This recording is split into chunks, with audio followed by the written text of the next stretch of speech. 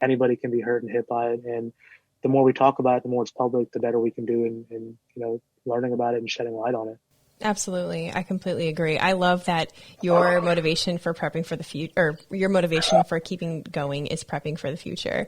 I think that's so perfect. So as we wrap up today, I feel like our time has just flown by, but what advice would you give to those who are trying to overcome trauma and sift truth from fiction when it comes to their experiences and their identity? Definitely. I would say, firstly, quiet your mind and rid yourself of any distractions around you, from music to television to people, even to if you're putting garbage in your body. Just give yourself a couple weeks a break from all that. Feed yourself good, feed yourself positivity in your ears and your eyes, your nose, your mouth, and everything. And then start finding someone to talk about it with. If you can't find a person, write it down. That's what I started doing. That's how I'm actually writing my book now. Is 'cause I started writing it as a journal, and then I realized if I want to share this, I can actually share this in a book form also. But it's really important to get it off if you get it off your chest. I think many times for women it's a little bit easier, and for men, society tells us we're not allowed to talk about this stuff. It's don't say anything, hush hush, and that's horrible. We should definitely, women and men, all people alike, should be able to talk about these things that were heavy on our hearts, that causes trauma. The second, that's like the first, second, and the third, I think, face your fears. Everything that you talk about, everything you're scared of, once you start doing it, once you kind of get another end of it, it's really not as scary as you thought it was. It's just scary leading up to it. Most of these things that we're afraid of, once we do them, we realize how small they really are, and we move on to the next step.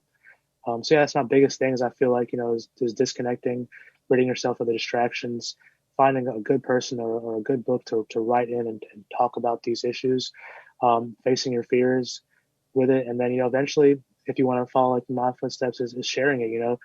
Because the more we all have that have been through this stuff, the more we all share about it, the more people grow, the more people learn, the less it happens. In the future, the more the younger generation can learn from our experiences versus having to go down that deep hole themselves and possibly, have a lot of consequences personally from it, as well as for our communities as a whole and the world as a whole from it. That is so good. Rocky, when you do come out with that book, it's going to be so good. It's going to be so, so good. I am so grateful that we met, and I can't wait to introduce, I can't wait for everyone to just, in a way, meet you. So if they want to follow you on social media and keep up with your many, many, many endeavors, how can they do that? So my personal blog is rockycandola.com. It's just ROCKYKANDOLA.com. And all my businesses, from my rental agency, my tea company, and my hair company, there's links to it all on that website as well. The rental company is Rocky's Rentals, the tea company is Manali Tea Co., and the hair company is Hair Made in India. So you can Google it. We're on all social media. We're very active. So yeah, come follow us. The blog's on there where I put all the stories of the past as well on there too. Awesome. Thank you again, my friend. That's a wrap. That was great. Thank you. Thank you.